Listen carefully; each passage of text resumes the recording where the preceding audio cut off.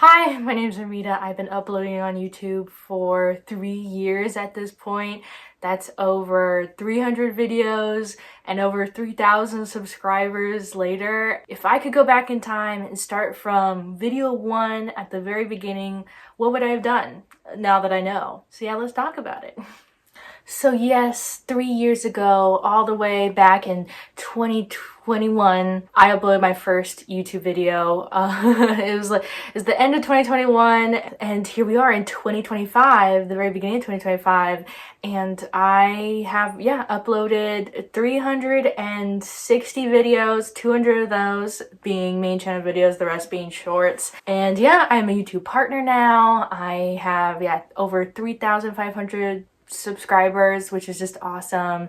I'm making revenue from these videos. So yeah, what would I have done if I could go back in time, start all over? Like, what would I have changed to make my progress on YouTube much better, much faster, reach my audience, in a better way, or figured out my whole foot in the whole YouTube scene? What would I have done? Let's talk about it, because I feel like 3 years, that's enough time to figure out enough of a background, of substantial space here on YouTube that, I've discovered myself, in these 3 years. 3 years, I still have a lot to learn. So, I'm also going to talk about what my future is for this channel and what my future plans going forward and stuff. And, so yeah. So hello, welcome. If you're new here, my name's Armida. I am a stay-at-home mom now. When this channel first started, that was not the case. But so I make videos here on YouTube pretty consistently. And I just love it. I've always wanted to do it, and here I am doing it. And so if you are new to this and you're looking for some advice, you came to the right place, because I'm not that far off from you, but I have enough experience that I feel like I can share some. I'm not like some big old channel who's been doing this for a decade, and it's hard to reach that goal.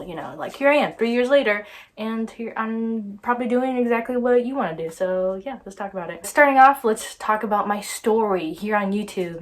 3 years, I went through a whole lot, on this channel. I'm not the same Armida as I was in 2021 when I first started making videos, and it takes a while. It took hundreds of videos, quite literally, to figure out my style and what sort of videos I'm good at and my audience. So yeah, but to start off on my channel, what did I do to start off on YouTube? I bought a tripod on Amazon and a really cheap microphone from Target. It was a stand-up tripod that extended to about 5 feet. It has since broken because I used it to death, and the microphone was so cheap, and after a while it started rattling, so every time I use it you can hear little things moving around in there. It's just awful.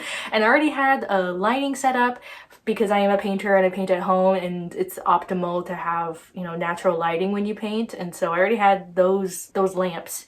So I record off my phone, and I just use iMovie on my MacBook, which is a free editing software that comes with your MacBook, so I'd have to pay for any sort of editing service. So really, I only put a few dollars down, and I was able to start a YouTube channel. It's really that easy. That's why I tell everybody who wants to start doing YouTube, I was you really don't need anything super fancy. Literally just this year I got this microphone.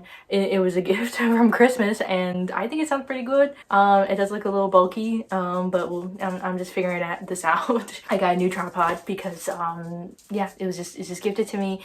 So it's just these things. It's not all that complicated to start making videos off of YouTube, and it can feel really daunting when you see really big YouTubers have big old setups. They have backdrops, they have a special space in their home to record, and you don't need a dedicated space to make your videos every day. Here I'm in my living room. This is my couch that I sit and watch shows with my husband. I got my senior dog sniffing my knee. You probably can't hear him because of the awesome microphone. And yeah, these are just the paintings that I painted that I'm using as a makeshift little backdrop for you guys to make it a little bit interesting. And here we are with the lamps and the tripod. So yeah, it's pretty simple. So all the way back in 2021, I started off by making vlogs, specifically painting at home vlogs with a little bit of like my everyday life spruced in there. I wasn't really sure what to do. I was like, I wanted to do painting vlogs, but I felt like just me painting every day was a little bit boring. So I spliced it in with, you know, my everyday life, you know, with me and my family, the little things that I would do and stuff like that. And I'm really proud of those videos. Like, I really am. Like, I think the vlog where I vlogged my cousin Olivia's wedding is probably one of like the funnest, you know, that I can look back, because I was like, you know, such a fun time. But yeah, so I started off, you know, painting and vlogging that everyday stuff. I figured out editing as I went. I watched a lot of YouTube videos, so I had an idea of the sort of videos that I like, the type of video that I wanted to edit, you know, that sort of vlog style. Yeah, but then my life got turned upside down when I discovered I was pregnant in 2022 with my wonderful baby girl Marceline. So I continued to paint while I could still have, you know, the time and the energy that I wasn't taking care of a baby while I was like still pregnant. I painted a whole bunch, but I also included like certain updates from my pregnancy. Then I gave birth to my baby girl Marceline, and I feel like my channel really took off. Like, I really found an audience, you know, by shifting to do motherhood content. I don't know what it is, maybe with like painting content, it's like really hard to find your audience, because I feel like here on YouTube, if you paint, you're doing tutorials. Like, I maybe I would have done better off if I did a tutorial on how to paint, you know, my cloudscape, cityscape type of paintings. But I didn't really want to do that. I wanted to do vlogs. I wanted to do like stay-at-home stuff. I didn't want to do a tutorial, like a how-to sort of thing. So when I shifted to, you know, being a mother, which was like a huge transition for me, just like my life, but then those videos started to do really well. I started reaching out to more people, and I was able to have like a sort of conversation with other moms and, you know, parents, you know, even like not just moms, but like dads as well, you know, talking with me about, you know, raising kids. And everybody loves Marceline. Like, it really did help that she is such a joy. She is a light. She can jab on and on and on, you know, she's not shy or anything, so it's like so easy to be her mom and make these videos, because she's like so amazing, and everybody tells me in person like how much they love watching Marceline in the vlogs. And that's why I ended up pivoting to I was vlogging my baby. I, you know, started talking about motherhood, postpartum, body changes. I breastfed her for a year, so I did all that sort of stuff. And I was able to reach an audience that way by shifting to motherhood stuff. Although there was one outlier, which is my my Renaissance videos. I vlogged going to the Arizona Renaissance Festival both last year and the year before, and yeah, the first video did very well. It like quite literally reached the biggest audience that I've ever reached YouTube at the time. So it was like I felt kind of bad that was like that was my most watched video. I think maybe still is as a main channel video.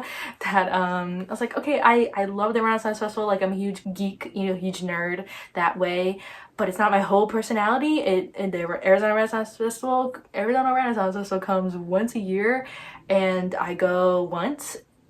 Usually, because like it's a whole thing to drive all the way out there, you know, out of the city.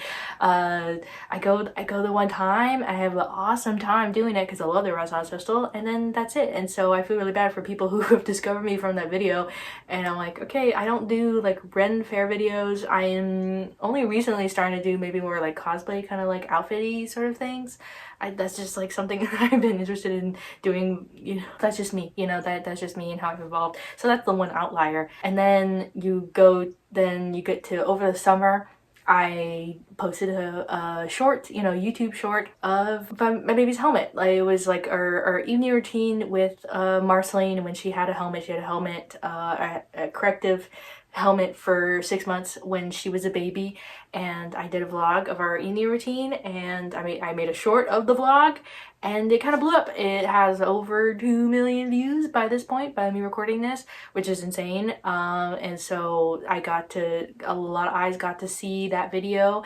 And so hello, if you're from that video specifically, awesome, glad to have you. But she did have that helmet well over a year ago now. So it's like a little weird. So, but that was that whole situation. And then here we are in 2025. You know, I moved over to my parents' house, but because money, you know, is really tough. It's really slim. You know, these videos don't pay the bills, but they're really fun. And I'm gonna keep doing them, of course. But like that's just like how much I'm making from these videos. Yeah, so that's my whole story that keeps you up to date. So yeah, many changes that I've gone through on this channel, but yeah, we persevere and we keep, you know, making videos, and then this is just my life. Alright, so if I were to travel all the way back in time to 2021 when I first, you know, hit upload, you know, first started editing videos, filming videos, what would I have changed on my YouTube journey that now that I know, you know, 3 years later? Well, I would have, first things first, I would have started making YouTube shorts all the way from the very beginning. Because I didn't start making YouTube shorts until Marceline was a couple months old.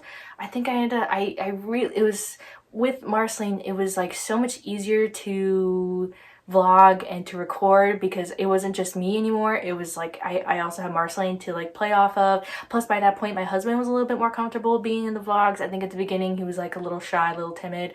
So now he's okay with being in the background and stuff. He's all right with that. So yeah, I would have started making YouTube shorts from the very beginning, especially those early days, because YouTube shorts are a really good way for new eyes to see your channel. That just period. They get a much farther reach than regular main channel videos are because they are shorter and it's so much easier to see on the YouTube Shorts feed. But they're just like not the best on gaining revenue. That's just how it's just working right now. I wouldn't have made my whole channel like an entirely YouTube Shorts channel. Like I don't want to do that. Like I love the long form content. So yeah, so that's what I would have done. I would have like from the very beginning I would have like included YouTube shorts in all of that. I know that would have been a lot to edit and transition to, but I think the sacrifice is worth it because at the very beginning I was just having trouble editing these long-term videos.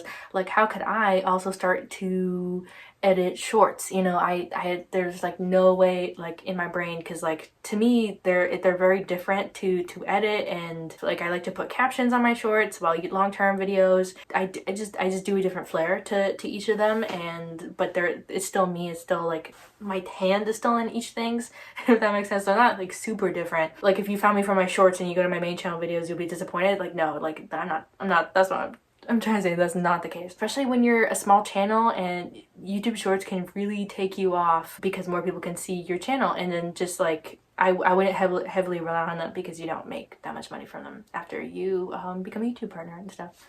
At the very beginning, I would have done a better job at picking out my music.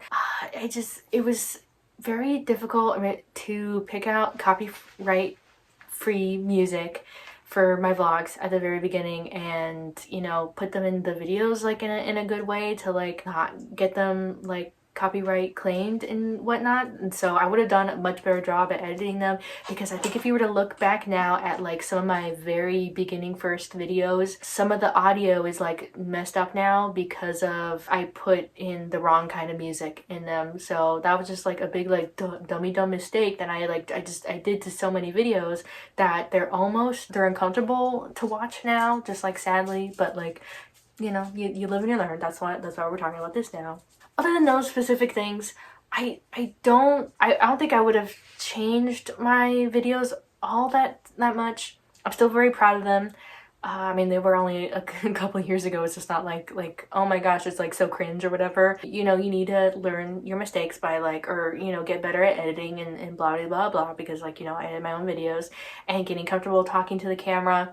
Because I did at the very beginning, like I have a couple videos that have never seen the light of day because I just used them to get comfortable talking to a camera by myself. I have like a makeup tutorial video that I just did. Like I just recorded myself doing my regular makeup tutorial, and then I have another video where back in my husband and I's honeymoon, I vlogged us going to Galaxy's Edge for the first time, I believe.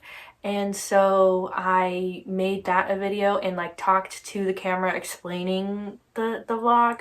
sort of like how I do like the Disneyland vlogs now, where like it's a little bit hard in the moment to explain what's happening when I'm at Disneyland. So then when I get back home, I sit and I like kind of go over the footage, you know, with you guys. So I did that as a sort of like getting myself used to editing, talking to the camera and everything. And I did send the videos to my cousin Amelia, who is also like a huge like YouTube, you know, watcher, and she gave me some feedback, like some nice like criticism, I guess, like where like she did talk about like where the video was strong and what I could like work on, you know, better.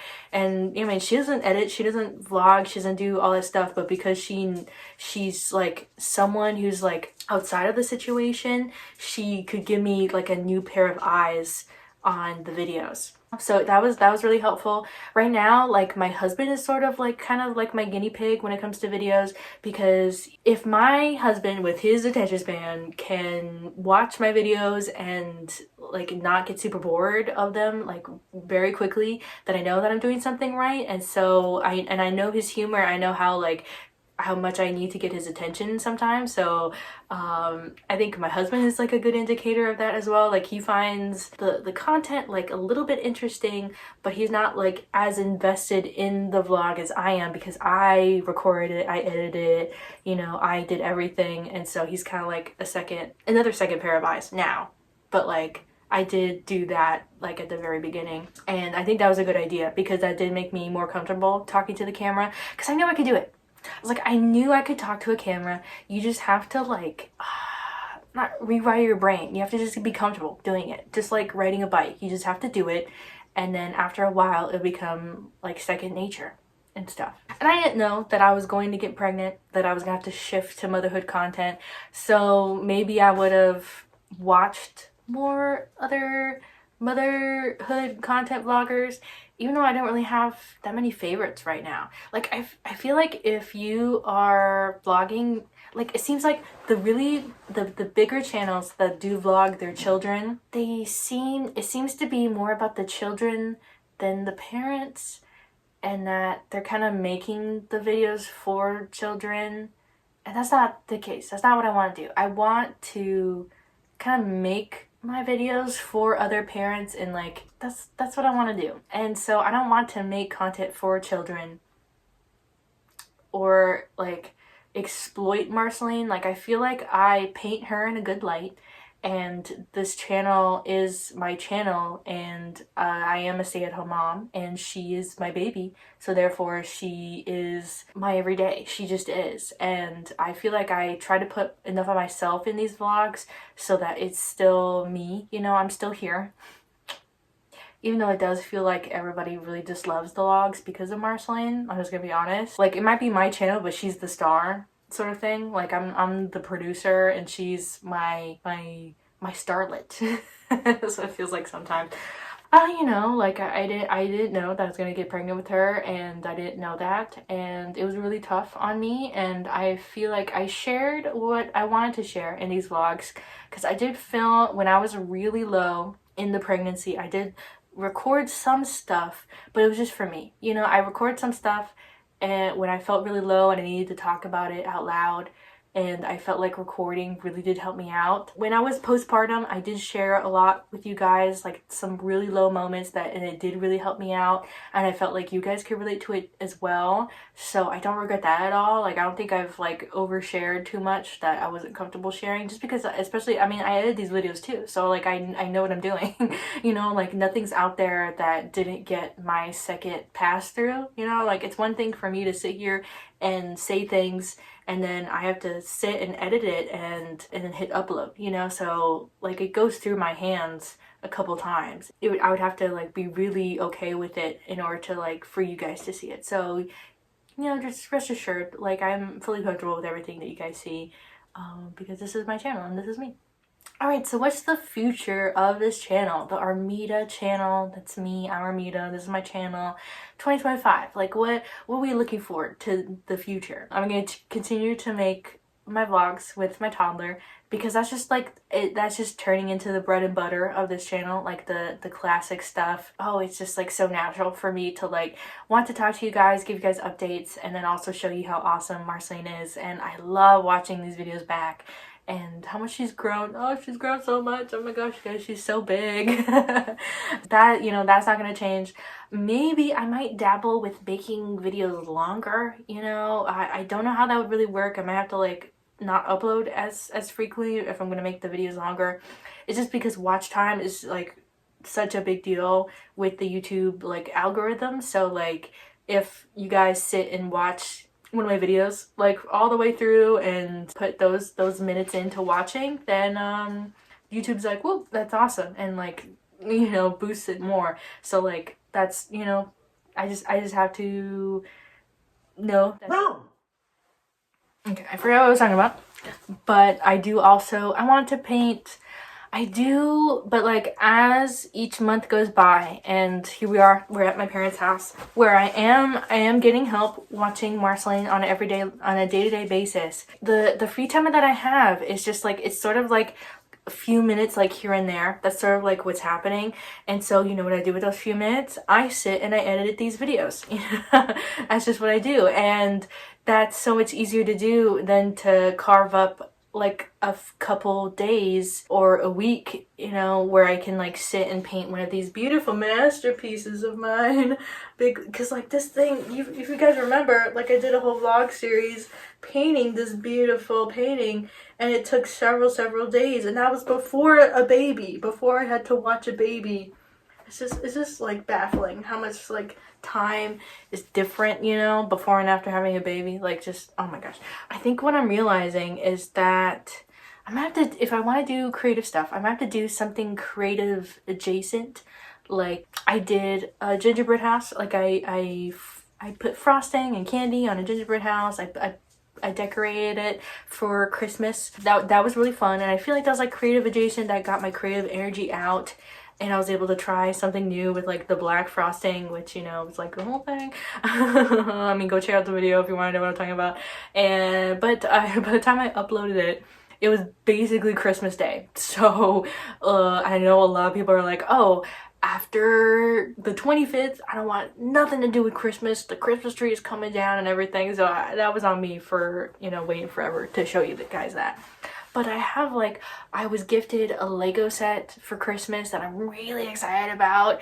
It's like it's a big old thing, many pieces, and I don't know, maybe I could just sit and put the Lego set together while I just chatted with you guys, and then made that a video. So it's like something creative, and there's like a finished product at the end, but we still get that creative thing going, and we still get to have fun in a video. Like I might have to like do more stuff like that, like build little like crafty things that are like a smaller scale than like these big old things, because this is like a whole thing, you know. And I love it and I miss it, but I might not get a chance to do big stuff like this until Marceline is older. It's so tough. I don't know, it's like stuff is getting better. Don't like take me for granted, but it's not what it was before. And I don't want to say I was struggling to paint before, but like it's a whole different thing. Basically, is what I'm trying to say. Stuff is easier, you know. She's 2, she's not a newborn, you know, like sucking on my boob, you know, every 2 hours, you know. It's like obviously it's very much different from that, but it's still tough. Like she's my little shadow. Like if you saw the Disneyland vlogs, like we took a trip to Disneyland for the beginning of 2025, she was glued to me like the whole trip, and like the entire time, which I enjoy her, like I love her, but like that just shows you like how much she's still glued to me, even though she's like growing and she's older and we have more people in the house. It's like different. I know, it's like I'm her mom, I know, and like I'm a stay-at-home mom, so she gets to see me all day every day, which is like I'm hoping this is helping her developmentally, you know, like learn to trust and love and everything. But like, oh my gosh, I am just like mentally tired sometimes from, you know, taking care of a toddler. You know, hopefully one day I'll be able to paint in the studio again. I mean, how much longer until she starts preschool? You know, like, I'll count down the days, you know. No, but I do love her, and I do. It's just like it's just different, and I'm glad you guys are still here. I'm glad you guys are sticking around and you enjoy me in the videos. I'm just so grateful. And I'm just trying my best. And I do have ideas for more sit down videos, more like vloggy stuff. I mean, in 2025, in a couple weeks, I got, for me, I got the Renaissance Festival is coming back. I can't wait to do that and do that vlog again, you know, every year.